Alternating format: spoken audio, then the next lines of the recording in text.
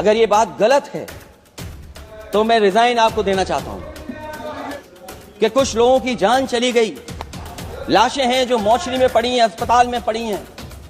उसके बाद सोचिए सरकार क्या कर रही है। अपने सरकारी हेलीकॉप्टर में फूड भर करके फूलों को डालने का काम किया। सोचिए ये हमारी कहां की सनातनी परंपरा है। मैं जानना चाहूंगा। हाँ, लाशें पड़ी रही हों, न जाने कितनी चप्पलें पड़ी थीं, न जाने कितनी चप्पलें पड़ी थीं, न जाने कितने कपड़े पड़े थे, महिलाओं की साड़ियां थी, कपड़े थे, लेकिन उनको कैसे उठाया गया? उन सबको उठाया गया जेसीबी मशीन से, ट्रैक्टर की ट्रॉली से। उनसे उठा करके कहां फेंका कोई नहीं जानता, लेकिन जब उनको लगा कि वहां से बदबू आ रही है तो यही सरकार के लोग छिपाने लगे हैं। आया कुछ दबाव और कुछ स्वीटनर भी दिए जा रहे हैं जिससे उनकी खबरें बाहर ना आ जाए। और अगर अध्यक्ष मोदी ये बात सब गलत है मेरी, अगर ये बात सब गलत मैं कह रहा हूं। माननीय अखिलेश यादव जी।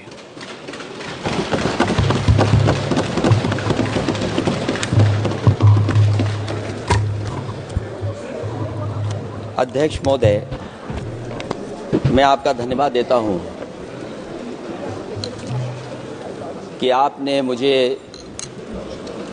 महामहिम राष्ट्रपति जी के अभिभाषण पे बोलने का मुझे समय दिया है।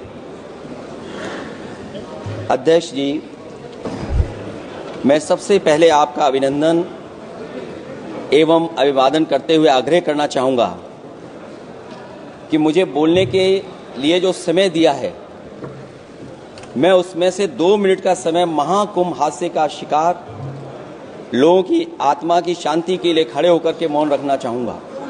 अगर किसी अन्य को भी सच्चे मन से मृतकों के प्रति सच्चा भाव है तो वो भी हमारे सांसदों के साथ खड़ा होकर के ये मौन श्रद्धांजलि अर्पित कर सकता है। ये माननीय सदस्य अध्यक्ष महोदय, अगली लाइन अध्यक्ष महोदय, ये विषय अध्यक्ष महोदय, आप सीनियर लीडर हैं। अध्यक्ष महोदय, ये अधिकार आपका है। कभी नहीं रही। ये मैंने विषय मेंशन करते हुए भरोसा है, इस विषय पर मौन कर दिया था, इसलिए अध्यक्ष का अधिकार है। हाँ, मैं वही अध्यक्ष महोदय, ये जो बात मैं शुरू कर रहा हूं, जहां मैंने मौन 2 मिनट के लिए श्रद्धांजलि की बात की है, ये अधिकार मेरा नहीं है अध्यक्ष महोदय, ये अधिकार आपका है। मुझे पूरा भरोसा है आप पर कि जब अभिभाषण की चर्चा खत्म हो रही होगी उस समय 2 मिनट का मौन श्रद्धांजलि जरूर दी जाए जो श्रद्धालुओं की जान गई है।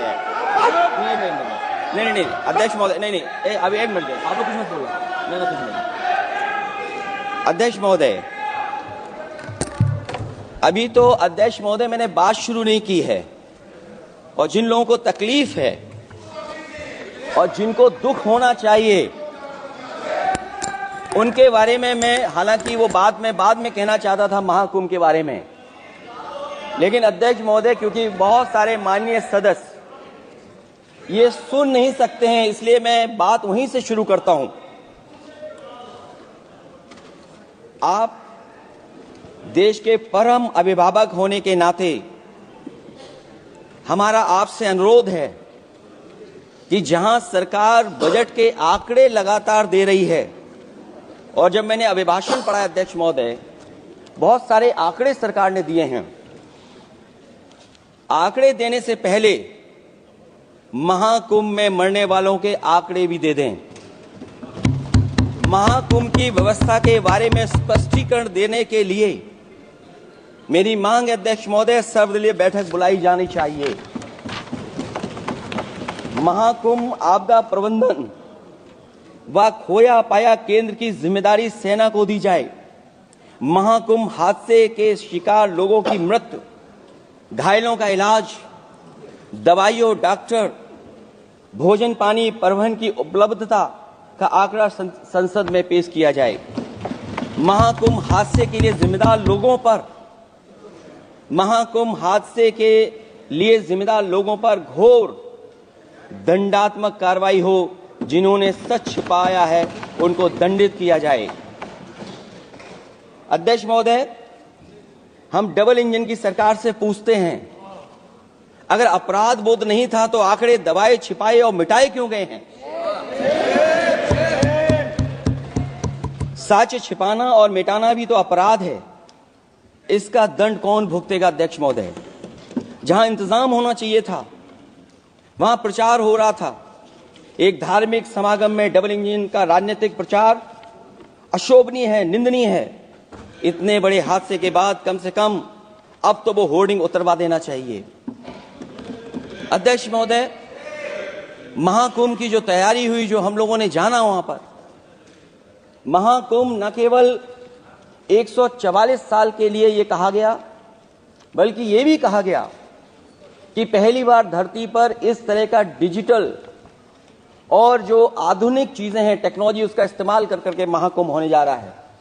सीसीटीवी, ड्रोन, लाइव स्ट्रीमिंग के आधार पर जिनका दावा था कि वो डिजिटल कुंभ करा रहे हैं, वो मृतकों की डिजिट नहीं दे पा रहे हैं। एक तरफ तो जो लोग डिजिटल डिजिटल डिजिटल अध्यक्ष महोदय कहने को थकते नहीं हैं, लेकिन जब कुंभ में इतना बड़ा हादसा हो गया है तो यही सरकार डिजिट नहीं दे पा रही है। हमारे अपने लोग मारे गए हैं, जिसमें परिवार का हर रिश्ता दिवंगत हुआ है। किसी की माता, किसी के पिता, किसी की बहू, किसी की बेटी, किसी का भाई बहन, चाचा चाची। बच्चों के आंकड़े तो अभी तक नदारद हैं। खोया पाया केंद्र ही लोगों को तो नहीं मिल रहा है। जो खोया पाया केंद्र था उसको भी लोग पा नहीं पा रहे, ढूंढ नहीं पा रहे। अध्यक्ष महोदय, कुंभ कोई पहली बार नहीं हो रहा है। कुंभ का आयोजन सदियों से होता आया है। हमारे पौराणिक और हमारे इतिहास के दस्तावेज ये बताते हैं कि समय समय पे जो भी सरकारें रही होंगी, जिसका भी राज रहा होगा अध्यक्ष महोदय, उसने महाकुंभ या इस तरह के कुंभ का आयोजन किया है। एक तरफ तो वो कि जो 144 साल बाद महाकुंभ होने जा रहा है, उसका इतना प्रचार किया।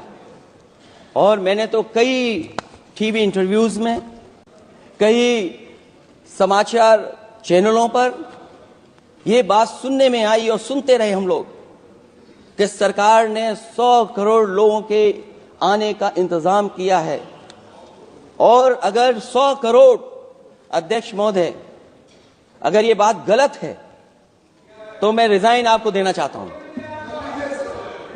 अगर अध्यक्ष महोदय, ये माननीय सदस्य लोग अगर ये नहीं सुन पा रहे हैं तो मैं इनको एक एक को, आप नहीं गए स्नान करने, आप स्नान करने नहीं गए, इसीलिए इस तरह की भाषा का इस्तेमाल कर रहे हैं। अध्यक्ष महोदय, ये कहा गया कि 144 वर्ष के बाद ये हो रहा है। जहां तक मेरी समझ और जानकारी कहती है, जो एस्ट्रोनॉमी और एस्ट्रो चीजों को समझते होंगे वो ये स्वीकार करते होंगे जो भी कुंभ होता होगा वो 144 वर्ष के बाद ही होता होगा। लेकिन ये कहा गया कि नक्षत्र ऐसे हैं। तो मैं अध्यक्ष महोदय सरकार से कहना चाहता हूं कि सतयुग से लेकर के कलयुग तक ये सनातन परंपरा रही है कि संत, महात्मा, साधु समाज मुहूर्त के हिसाब से शाही स्नान करते हैं। उसमें नक्षत्रों के हिसाब से जो सहयोग बनता है वही शाही स्नान का मुहूर्त होता है। लेकिन भाजपा के राज में ये सनातन परंपरा टूट गई। पहले सरकार ने संत समाज को शाही स्नान रद्द करने का आदेश दिया, जिससे अनादिकाल की सनातन परंपरा टूटी। और फिर जब देश भर ने ये बात उठी, देश भर में ये बात उठी, तो उन्होंने हादसे को छिपाकर फिर से आदेश दिया कि अखाड़े शाही स्नान करने जाएं। इससे सरकार ने पावन मुहूर्त के स्थान पर अपने मनमाने समय पर स्नान कराने का आदेश दिया। बात उस दिन या तिथि की नहीं होती है, बल्कि निश्चित मुहूर्त काल की होती है। ये सनातन परंपरा तोड़कर इन लोगों ने अच्छा नहीं किया। और ये क्या परंपरा टूटी है कि नहीं टूटी है, मैं समझता हूं अध्यक्ष महोदय मुझसे बेहतर सामने वाले ज्यादा जानते होंगे इसके बारे में। और जो लोग, अध्यक्ष महोदय, जो हम लोगों ने देखा वहां पर, लोग पुण्य कमाने आए थे और अपनों के शव लेकर के गए हैं। चमत्कारी करिश्मा तो ये हुआ है, श्रद्धालुओं के शव मिल गए थे, पर सरकार स्नान करने वाले, मरने वालों की बात स्वीकार नहीं कर रही थी। और इससे ऊपर ये बात जो वहां पर और हुई, अध्यक्ष महोदय, जब ये जानकारी हो गई कि कुछ लोगों की जान चली गई, लाशें हैं जो मोर्चरी में पड़ी हैं, अस्पताल में पड़ी हैं, उसके बाद सोचिए सरकार क्या कर रही है। अपने सरकारी हेलीकॉप्टर में फूड भर करके फूलों को डालने का काम किया। सोचिए ये हमारी कहां की सनातनी परंपरा है। मैं जानना चाहूंगा सदन के माध्यम से हमारे माननीय सदस्य बताएं कि जहां लाशें पड़ी रही हों, न जाने कितनी चप्पलें पड़ी थीं, न जाने कितनी चप्पलें पड़ी थीं, न जाने कितने कपड़े पड़े थे, महिलाओं की साड़ियां थी, कपड़े थे, लेकिन उनको कैसे उठाया गया? उन सबको उठाया गया जेसीबी मशीन से, ट्रैक्टर की ट्रॉली से। उनसे उठा करके कहां फेंका कोई नहीं जानता, लेकिन जब उनको लगा कि वहां से बदबू आ रही है तो यही सरकार के लोग छिपाने लगे हैं। यही आपका महाकुंभ का आयोजन था। और हर बात को छिपाने के लिए न केवल ये लोग मीडिया का सहारा ले रहे हैं, मीडिया का सहारा लेते लेते सुनने में आया है कुछ दबाव और कुछ स्वीटनर भी दिए जा रहे हैं जिससे उनकी खबरें बाहर ना आ जाएं। और अगर अध्यक्ष महोदय ये बात सब गलत है मेरी, अगर ये बात सब गलत मैं कह रहा हूं, तो अभी तो नेता सदन को अभी भाषण देना है। और मैं ये बात और कहना चाहता हूं, आप अपनी तरफ से जानकारी कर लीजिएगा। हमारे उत्तर प्रदेश के मुख्यमंत्री जी ने शोक नहीं प्रकट किया था। जब देश की राष्ट्रपति और प्रधानमंत्री जी ने शोक प्रकट किया, उसके बाद 17 घंटे बाद सरकार ने स्वीकार किया। अध्यक्ष मोदी, ये वो लोग हैं जो आज भी कोई सच्चाई स्वीकार नहीं कर सकते। इनका रास्ता क्या है मैं नहीं जानता हूं, कहां ले जाना चाहते हैं। खबरों में बने रहने के लिए फोरम 4 को सब्सक्राइब करें और नोटिफिकेशन पाने के लिए बेल आइकन दबाएं।